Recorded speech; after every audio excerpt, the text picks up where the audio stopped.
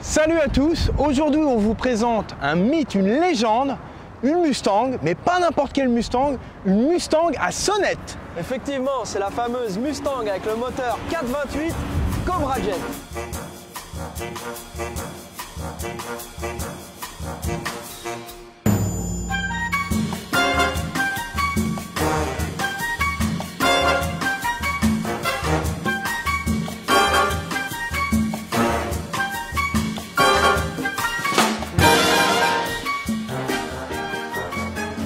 Donc Charlie, c'est une voiture qui est très rare, il y en a eu très peu de produites, c'est ça? Il y en a eu très peu, si tu veux, je peux même te donner les chiffres officiels. Je demande à Kevin.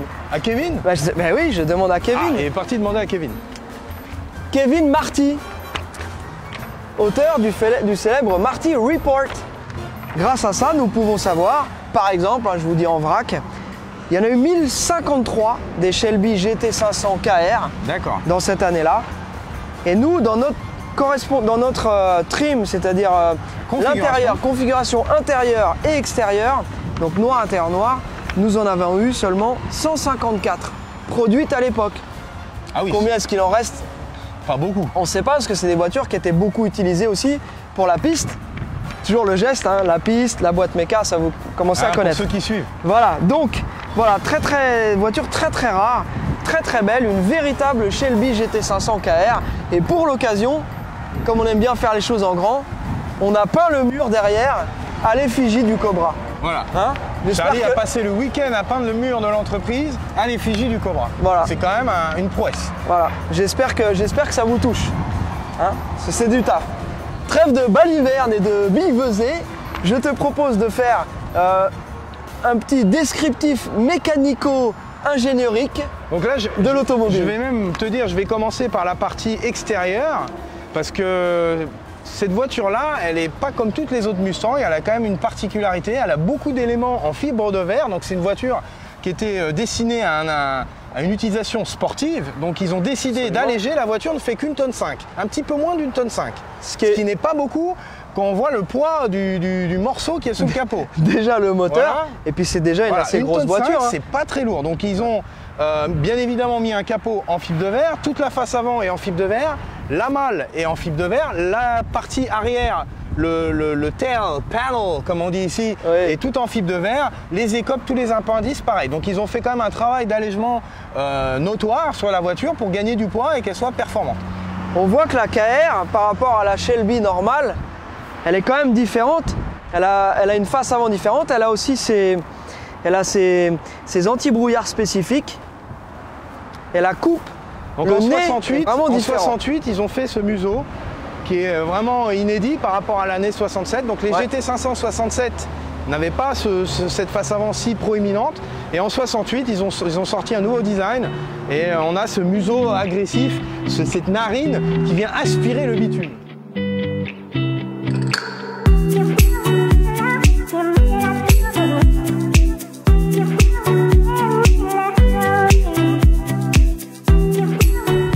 Cette poupe spécifique avec l'utilisation de feux arrière de Thunderbird, c'est-à-dire d'oiseaux du tonnerre. Donc l'avantage c'est qu'en plus de ça, non seulement c'est joli et c'est très spécifique à cette voiture-là, mais en plus c'est séquentiel. Magie de la technique, quand on met les clignotants,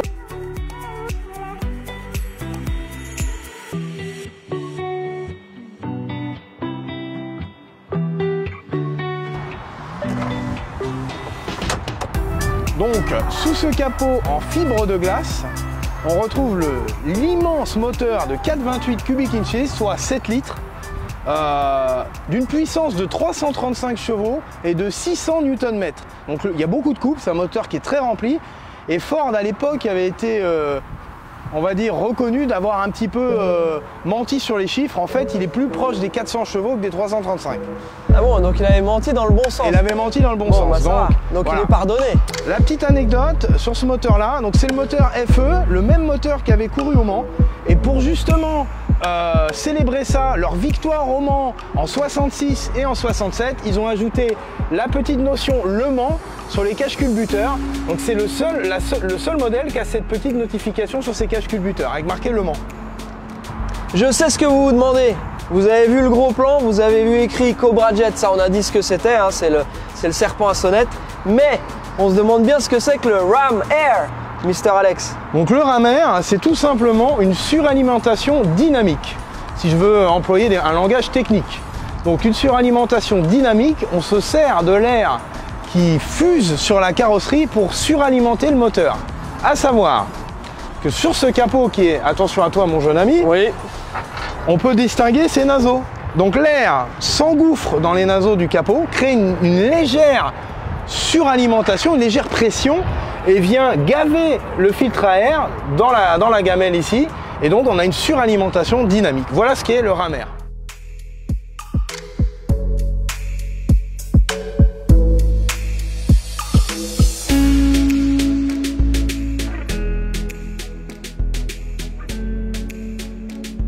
Bah écoute, c'est l'heure de l'école, je vois que tu as mis ton petit sac à dos. J'ai mis mon cartable. Donc là, ce modèle-ci est équipé d'une ceinture donc ventrale classique, Beuzasal, hein. Beuzasal comme dans toutes les Mustangs. Et en plus, on avait la petite option harnais. Bon, ça reste rudimentaire. Hein. Donc là, on était prêt pour l'action. Hein. On a un petit roll bar aussi derrière. Super sympa. Bon, c'est la petite option d'époque, ça nous fait bien rigoler, mais oui, à l'époque, parce qu'on est d'humeur badine. Voilà. Mais j'ai quand même envie de tirer mon chapeau à tous les pilotes de l'époque. Ah ouais, là, fallait. Parce que là, les gars, ben non, ils n'avaient pas le choix. Donc, ouais. Bon. Mais ils s'en sortaient très bien et ils y allaient. Hein, c'était beau. D'ailleurs, je suis sûr qu'au bout de ligne droite, quand il s'agissait de freiner, hein, tu fais 1, 2, 3 gros freinages, c'est terminé. Terminé, bonsoir. Tu es obligé de gérer aussi tout ça. Génial. Bon, donc, après, l'intérieur de cette caisse, il est quand même. Alors, tu as noté les sièges? Bien sûr. Ce sont des sièges de l'année modèle suivante. Ce sont les sièges de 1969. Exactement. Donc, voilà, ce sont les bucket seats de 1969. Donc on a cette boiserie qui est très sympa. Bon, ça reste classique sur une Mustang. Et on a deux petits manos, donc la pression d'huile et la charge. Le shifter Hurst qui tombe pile poil sous la main. Le grand cerceau qui devait être vraiment pareil, hein. Ça devait être rigolo. Et puis voilà, le reste, ça reste, c'est une Mustang quoi, la petite roll bar, bon voilà, sympa. Hein. Alors la roll bar, hein, pour faire une traduction, parce qu'on doit toujours faire une petite traduction, il s'agit du demi arceau si on peut dire, voilà. Hein, juste le monkey bar, encore un mot à consonance anglo-saxonne. Anglophone. Alors, et là ici, on a le petit Cobra sur la coudoir, hein, ouais. Sympathique. J'espère qu'il ne mord pas parce que c'est un coup de se faire piquer. Et puis voilà. Et le gros crack qu'on a entendu, c'était ton téléphone. C'est mon téléphone qui a chu par terre. Voilà. On a même une radio, donc si vous vous sentez d'humeur festive pendant la course, un peu de musique, hein. On peut mettre les Forbans, on peut mettre la compagnie créole, on peut mettre ce qu'on veut. The Forbans. The Forbans.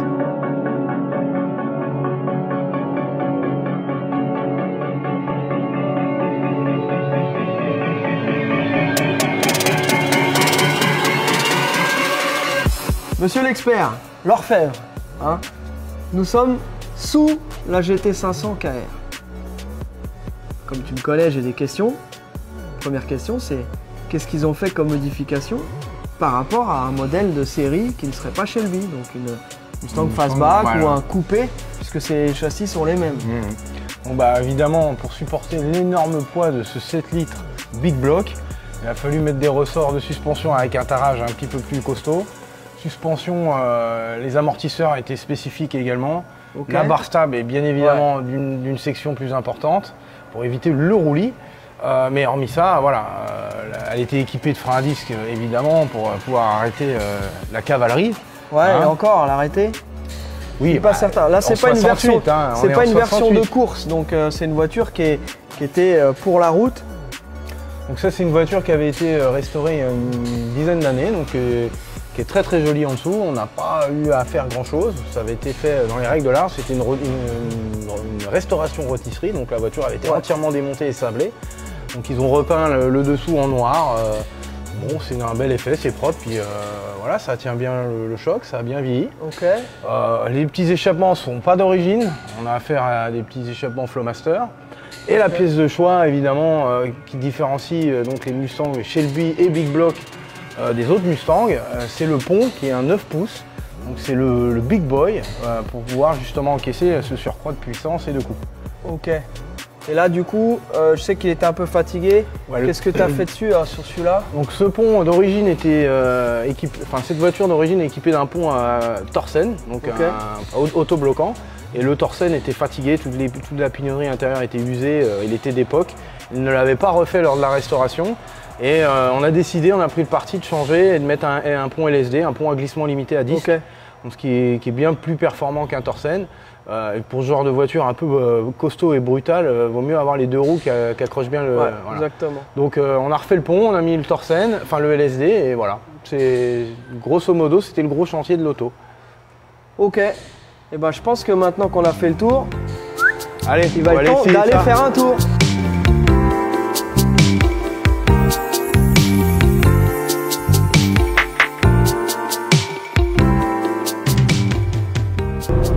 Je sais que c'est le dur moment où la voiture va partir du shop. On a eu quand même un petit bout de temps. On remercie Fred, bien entendu, de nous avoir fait confiance pour l'achat et l'entretien, réparation de cette Shelby. Le moteur est encore en rodage. Hein, Fred, faudra y aller tranquillos.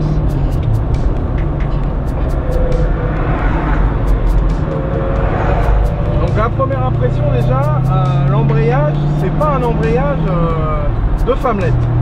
Il faut un sacré mollet, il est dur, il n'est pas du tout progressif, c'est vraiment du costaud. Hein. C'est des embrayages de compète. Okay. Et la deuxième impression, la boîte, les rapports sont très très courts, donc ça répond bien. C'est quand même c'est sportif, quoi. On sent tout de suite que c'est le modèle sport de la gamme. Et sinon ça se conduit bien, moteur très coupleux. Bon, après au niveau direction, etc., bon, bah, c'est comme une autre Mustang, j'ai envie de te dire. Comme tu disais tout à l'heure, je pense que les pilotes de l'époque qui pouvaient les malmener sur piste, ils avaient beaucoup de mérite parce que c'était pas la même technologie qu'on a aujourd'hui. Et c'était beaucoup plus dur d'aller très vite avec ce genre de voiture que ça l'est maintenant avec toutes les assistances et autres raffinements que l'on connaît. Exactement. Mais je crois que du point de vue du ressenti, c'était pas mal déjà. Bon, c'est quand même assez coupleux.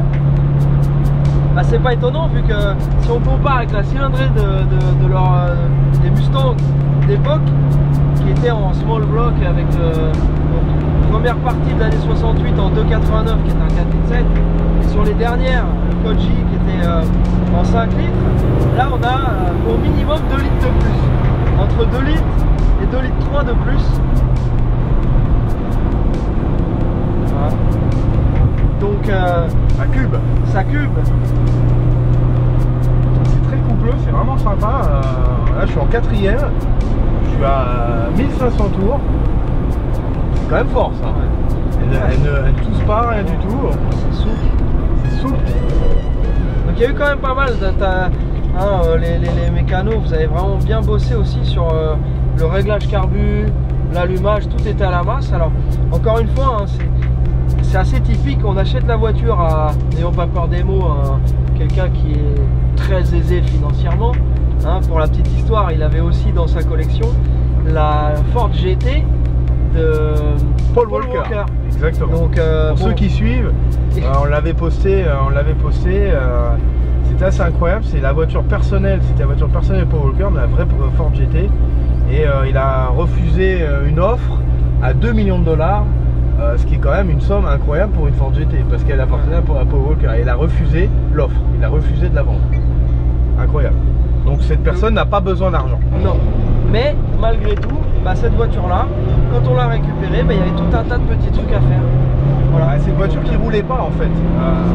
C'est une voiture de collection qui était exposé, qui ne roulait pas, donc le radiateur était complètement colmaté, le pont était secoué, les freins étaient neufs mais vieux, donc avaient besoin d'être revus. Elle avait besoin d'un peu d'amour, hein.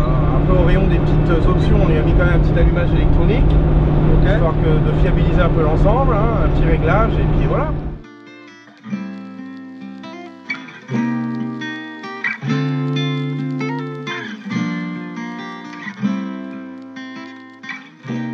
Shelby GT500 KR de 1968. Alex, je suis désolé, mais c'est le mot de la fin. Il faut y aller, on peut plus, on doit arrêter. Je peux pas te laisser. Finir. Dis quelque chose. Les amis, à bientôt pour de nouvelles aventures.